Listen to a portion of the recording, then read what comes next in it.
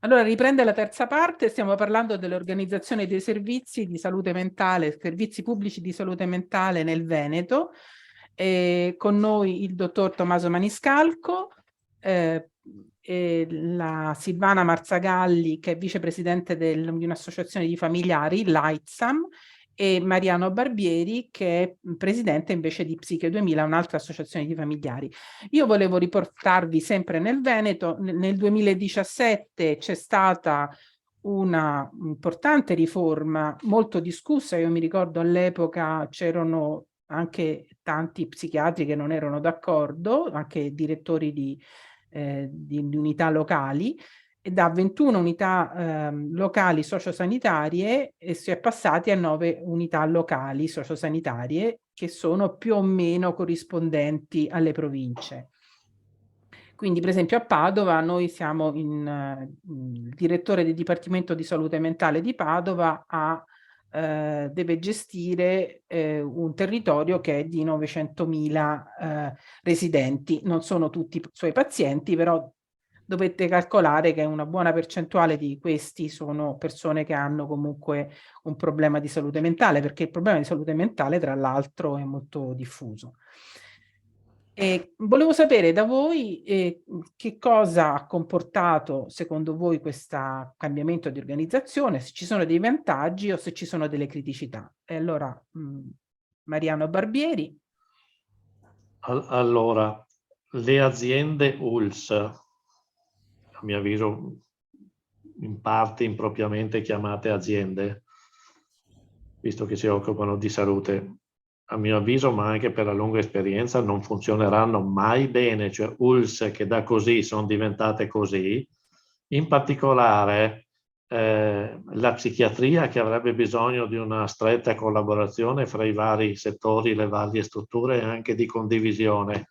Se vogliamo fare l'esempio di Verona e anche di Padova, che hanno, soprattutto Verona che ha territori incredibili, sparsi, eccetera, eccetera, ma anche Padova che ha 900.000 abitanti, forse anche più, voglio dire, dove la parte sud non sa neanche quello che fa la parte nord. Ovviamente poi dipende anche sempre dalle persone, chi sono le persone nei punti apicali, voglio dire, perché banalità concreta, la sanità e tante altre cose importanti, compresa la psichiatria, la fanno le persone, non è che la fa l'ATAC, che non c'è nei servizi psichiatrici ovviamente, no? E quindi Però qua e diciamo, là. riassumendo, per lei è Sì. stato peggio, cioè il Ma cambiamento ha comunque le peggiorato. aziende piccole, che c'è il contatto personale, che le persone si conoscono e compagnia bella, questo bisogna evitare ovviamente di dormire in questo senso, no? Di essere sempre svegli. Le aziende piccole funzioneranno sicuramente meglio, poi dipende dalle persone indubbiamente e anche dai direttori generali, eccetera, che cambiano ogni 5 anni, che spesso vengono nominate persone che non conoscono il territorio, per esempio. Va bene, quindi negativo. E il dottor Maniscalco vuole dire qualcosa a proposito di questo Sì, cambiamento?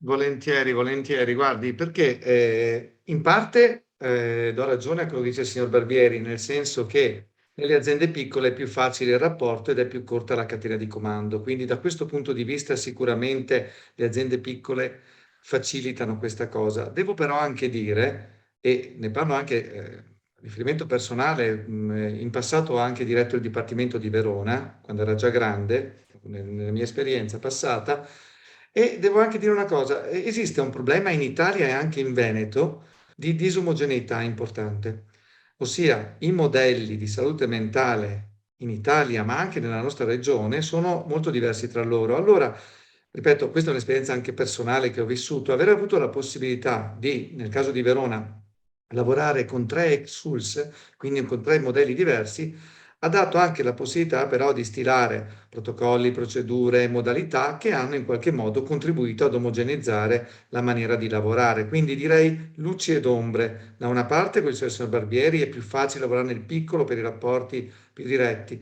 Dall'altra però le aziende più grandi hanno dato la possibilità di mutuare modelli e prendere meglio da ciascuno, laddove i direttori hanno lavorato bene, per omogeneizzare un po' al meglio, ci si augura verso l'alto, i modelli, insomma. Quindi vantaggi e svantaggi, ecco, dal mio punto di vista. Va bene. Ecco, adesso invece volevo riprendere un discorso più generale sull'organizzazione di servizi, quindi coinvolgerò soprattutto il dottor Maniscalco. Ecco, ne abbiamo parlato dell'organizzazione del direttore del dipartimento che ha questo ruolo all'interno del territorio di gestire non soltanto la parte, diciamo, sanitaria, ma anche la parte riabilitativa, e nella parte riabilitativa naturalmente deve avere un rapporto con gli enti territoriali, con il comune, il piano di zona. Non ne abbiamo parlato molto, ma insomma il piano di zona è un'altra diciamo strumento che può essere utilizzato per promuovere nel territorio delle efficaci azioni, diciamo, di intervento. E quello che volevo capire invece, che relazione c'è o ci può essere tra servizio pubblico e il privato, i professionisti privati e il privato sociale? Cioè,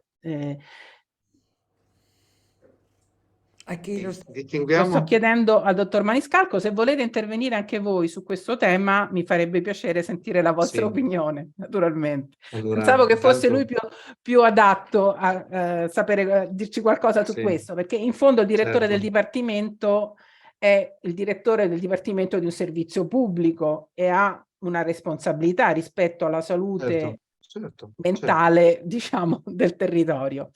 Si occupa, Sì, abbiamo allora, detto, principalmente anche di situazioni anche molto gravi per i quali c'è bisogno di fare un percorso riabilitativo, eccetera, eccetera. Però c'è anche il discorso del privato. Noi spesso come utenti, come cittadini, ci interfacciamo con dei professionisti privati. Gli psicologi sono tanti gli psicologi con i quali noi abbiamo a che fare, ecco, per dirvi. E poi c'è il privato sociale, le cooperative che sono pagate dai servizi pubblici e possono anche essere pagate dai cittadini privati per il servizio che loro svolgono, ma che comunque anche queste hanno bisogno di essere in qualche modo controllate. E in che modo?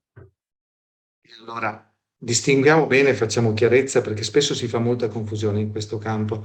Se parliamo di privato sociale accreditato e convenzionato, questo vuol dire che quelle strutture soddisfano un bisogno della programmazione, quindi diciamo dell'utente, che non è possibile essere soddisfatto dalla struttura di gestione diretta. Faccio un esempio vicino per capirci, quindi non della salute mentale, ma per capirci.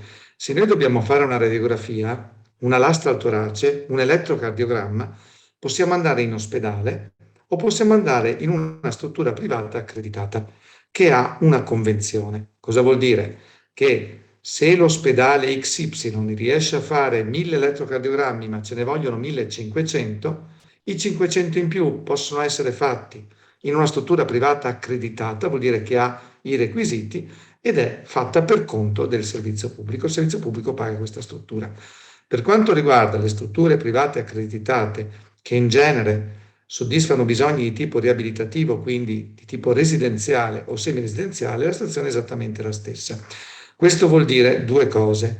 Il primo è che quelle strutture devono rispettare i requisiti previsti dalla norma e questo viene verificato in modo regolare per quanto riguarda la concessione dell'accreditamento e anche durante l'accreditamento. Cosa fa un direttore di dipartimento? Semplicemente verifica che ci sia un utilizzo adeguato di queste risorse rispetto ai bisogni del cittadino e questo è il privato sociale accreditato e convenzionato. Per quanto riguarda il privato, e questo non è pagato dal cittadino, lo è pagato eventualmente per la quota di compartecipazione laddove la struttura sia una struttura sociosanitaria, ma questo vale per la struttura diretta sia per le strutture private accreditate e convenzionate. Per quanto riguarda invece il rapporto con il privato, quindi con lo psichiatra privato, lo psicologo privato, eccetera, qui sono rapporti più di tipo clinico-professionale, ossia il direttore non può direttamente incidere, perché non può assolutamente imporre a un privato o un cittadino che ha la libertà di cura di relazionarsi con chi, diciamo, fra pubblico e privato, ma incentiva la comunicazione anche tramite il medico di medicina generale, laddove ovviamente il paziente lo consenta, per la buona comunicazione clinica. Però questo, ripeto, rientra in quella che è la libertà di cura del paziente, che può scegliere di curarsi nel pubblico o nel privato, e quindi lì ci dobbiamo fermare. Quindi distinguiamo bene queste due cose, altrimenti si fa confusione. Sì, lei è stato anche, diciamo, ha partecipato, non so fino a che punto, però so che ha partecipato alla stesura di una serie di delibere che dal 2008 sono state, si sono occupate di vari argomenti. Adesso io non mi ricordo tutti gli argomenti, non so se è il caso di elencarli. Sicuramente la residenzialità. L'ultima delibera è quella sui centri diurni, che è stata, penso, da poco... no? Mi aiuti lei? Sì, sì, è stata deliberata recentissimamente, nelle scorse settimane. Recentissimamente, Sì. ecco, la scorsa settimana. Allora, volevo capire, c'è un disegno comune nella stesura di queste delibere e da dove nasce la necessità di regolamentare il settore? Allora, il disegno è chiarissimo ed è identificato nella DGR 371, che è una delibera di programmazione.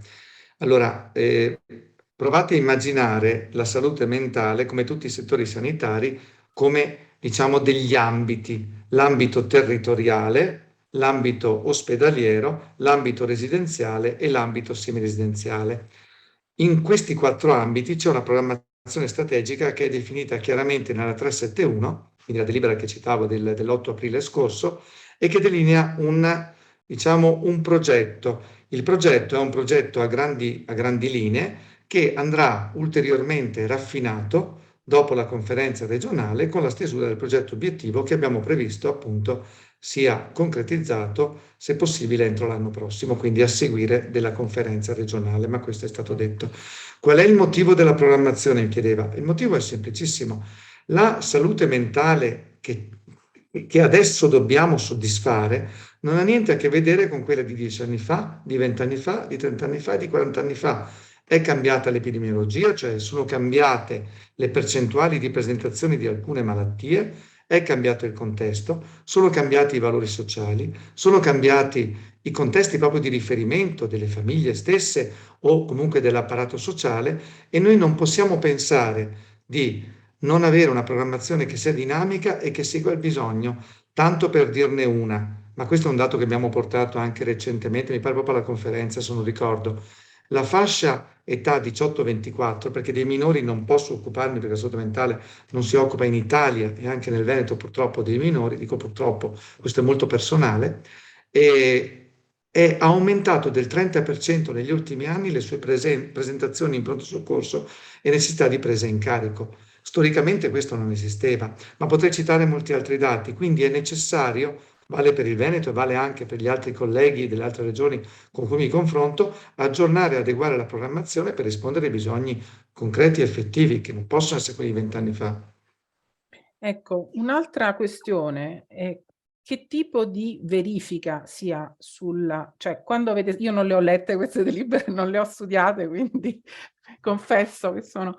Però c'è all'interno un controllo, un sistema di controllo per capire se quello che è stato deliberato, se quello che si è previsto viene effettivamente realizzato? Perché il problema che poneva Barbieri, che ha posto anche prima Silvana, era proprio questo, cioè le delibere possono essere anche molto belle, i progetti obiettivi possono essere ben scritti e tutti li condividono, si partecipa all'interno delle commissioni e poi questo non si realizza. Cioè il monitoraggio anche di quello che avviene. Sì, allora 2 tipi di verifiche. Allora, intanto cito subito un problema che è enorme in psichiatria, che è quello degli indicatori. Ossia, faccio un esempio molto semplice, non vorrei essere tecnico ma provo a spiegarmi. In medicina esistono gli indicatori di esito, ossia, faccio un esempio facile da capire. Se io faccio un determinato tipo di cure per il tumore XY e riduco la mortalità a distanza di 5 anni o 10 anni, quello è un indicatore di esito. Quella terapia è efficace, quella strategia è efficace perché mi riduce la mortalità. Questo in psichiatria è più difficile da applicare. E il problema degli indicatori è un problema che ha lo studio a livello nazionale. Sto partecipando a un gruppo di lavoro per verificare meglio gli indicatori possibili.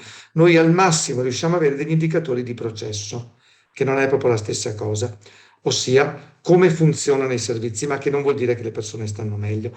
E questo è un problema. Però la cultura degli indicatori ce l'abbiamo ben presente, questa è la verifica interna. Nella recentissima delibera dei centri di riunioni che lei citava proprio adesso, abbiamo voluto inserire una serie di indicatori che abbiamo condiviso con il gruppo di lavoro, perché tutto quanto nasce dal gruppo di lavoro fatto con i familiari, con le associazioni, con la terzo settore e quant'altro, che sono una sorta di verifica interna.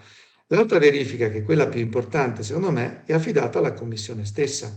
La Commissione Salute Mentale è stata istituita con vari scopi, è stata ridefinita recentemente, ma il primo scopo a cui è stata identificata la Commissione Salute Mentale, quindi mi riferisco alla prima istituzione di 2 anni e mezzo fa circa, era proprio quello del monitoraggio della residenzialità.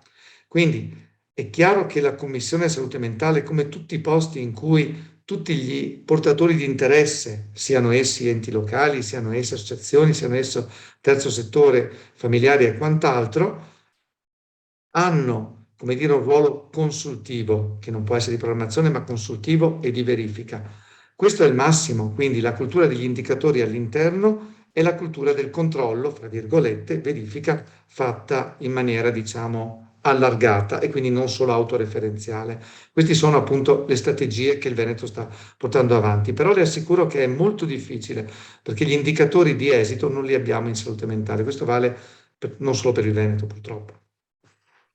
Mariano voleva dire qualcosa? Altro che?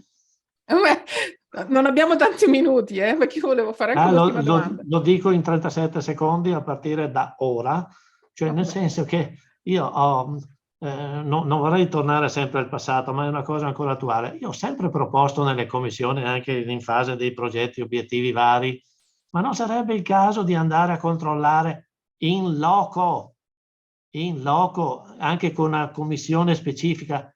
Siccome mi facevano passare come il Che Guevara 2, tipo sto qua vuoi controllarne, sto qua, ma non è il metodo giusto, me lo dicevano psichiatri, voglio dire, no? Voglio dire, ma non per fare il carabiniere, perché se sei in vivo, se sei presente, anche la struttura che funziona bene sente che sei presente, la struttura che funziona male sente che sei doppiamente presente. Cioè non è una cosa difficile, eccetera, no? Però il timore del controllo che si scopra magari qualcosa era più forte, chiamiamolo controllo, valutazione, vediamoci, non so, il problema non è la parola. Io volevo dire una cosa, dunque il dottor Maniscalco ha toccato l'argomento cruciale, proprio come dire, principe, che impedisce anche una seria ricerca in ambito psichiatrico. Gli indicatori di esito, no? Però voglio dire, esistono anche, se non esistono a livello nazionale, esiste una cosa molto semplice, dottore, che è quella di andare a vedere, così come succede nelle altre malattie, che fine hanno fatto i pazienti dal momento della presa in carico, no? Normalmente, come dice lei, uno viene operato per un cancro, dopodiché riceve telefonate a distanza di anni, telefonate dal centro di riferimento che ti chiedono come stai, se stato, hai avuto ricadute, se stai seguendo delle terapie particolari, oppure quando non ricevono risposta chiamano i parenti e scoprono che è morto.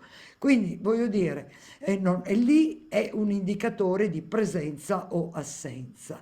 Io mi chiedo, perché ne abbiamo esperienza e li conosciamo, fra i nostri soci molti hanno i familiari che da anni non si muovono da casa. Abbiamo avuto recentemente anche un lutto, un nostro familiare ha avuto insomma, è stato colpito, diciamo, dal suicidio del figlio, che ormai è ricoverato in una RSA, non faceva altro che gridare aiuto e voglio ritornare a casa in una situazione veramente difficile. Alla fine ha- si è suicidato con tutto quel che ne consegue. Voglio dire, è semplice in realtà, non è così complesso e io nutro grandi speranze nella digitalizzazione.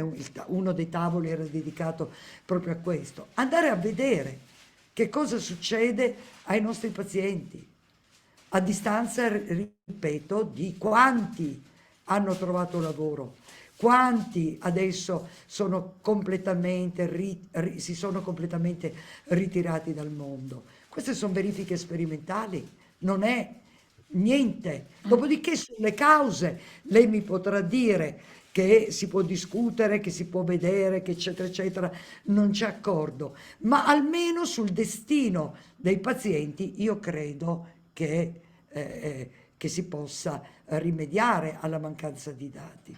E lì chiudo.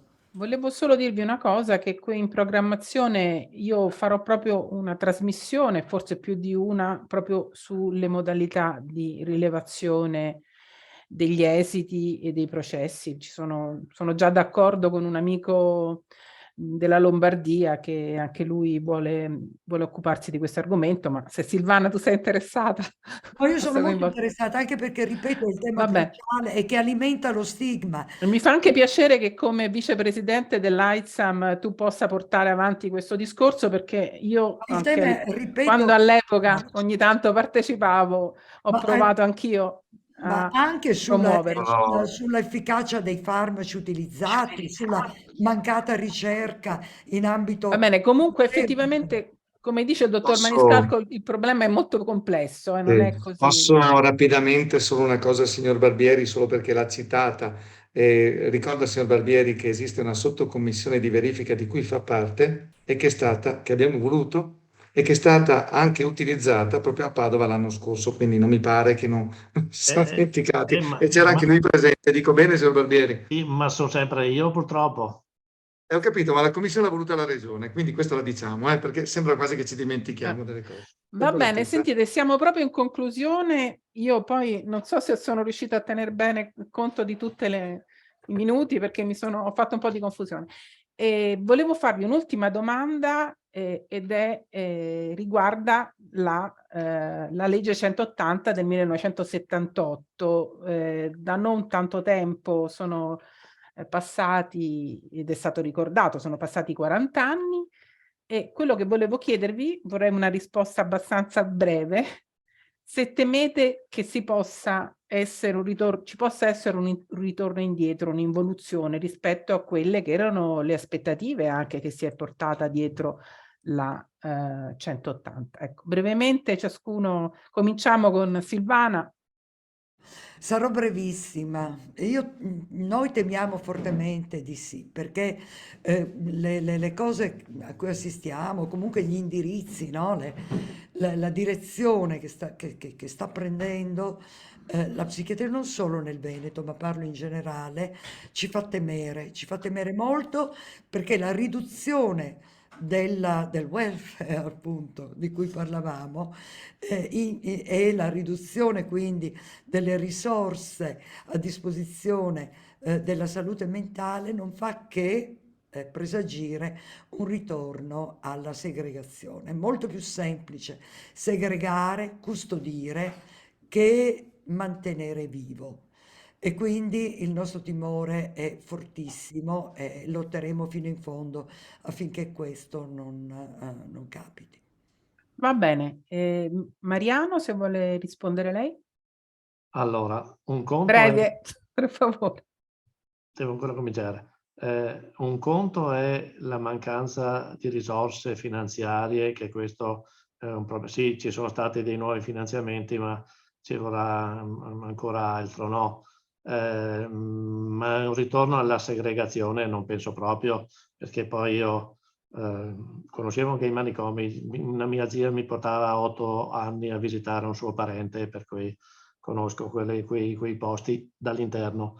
Volevo solo aggiungere una cosa che non c'entra ma è importante. Spero che il budget di salute sia applicato soprattutto a quelle persone che sono dimenticate nel territorio. Nel documento che si sta facendo non mi pare di aver visto questo, perché come diceva la signora Maseralli ci sono tante persone per motivi vari, anche per familiari o del paziente stesso, delle volte dei servizi eccetera, che sono un po' abbandonati o semi-abbandonati nel territorio con il genitore anziano, oppure non vanno da nessuna parte. Se poi non vogliono accettare il budget di salute va un altro discorso. O non vogliono nemmeno curarsi, tra l'altro, c'è anche questo. Esatto, va proposto però non a chi ha già un buon servizio, voglio dire, se no... Va bene, grazie Mariano, grazie per la sintesi. Il dottor Maniscalco, l'ultima battuta. E allora, io sono, come dire, molto coi piedi per terra in questo momento e credo questo. Non sono preoccupato se si va indietro o si va avanti. Io credo che, poi citerò anche un testo, credo che bisogna pensare che la 180 è di 45 anni fa. È cambiato il contesto, sono cambiati i bisogni. Dobbiamo essere in grado di tenere saldi i principi della 180 per quello che ha rappresentato, perché è una rivoluzione che va senz'altro sottolineata per il patrimonio che rappresenta per la nazione italiana rispetto alle altre nazioni, per quello che ha rappresentato. Però bisogna essere in grado di contestualizzare nel momento attuale, perché il rischio di restare ancorati in un'ideologia che ha pensato questa norma per pazienti psicotici, quando adesso abbiamo a che fare anche con altre realtà, rischia di farci restare indietro rispetto ai bisogni.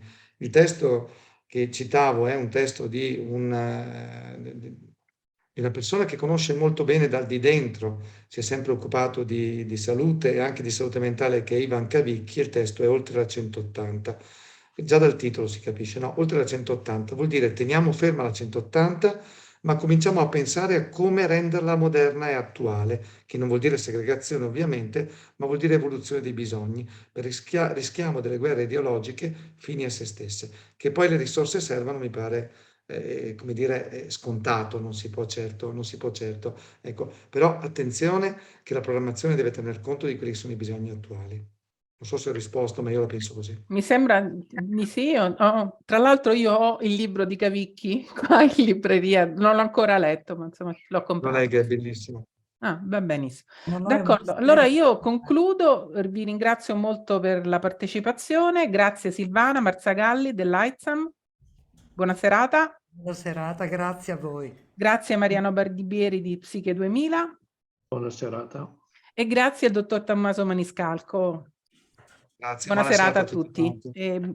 Ci vediamo tra 14 giorni, ci sentiamo tra 14 giorni. Grazie.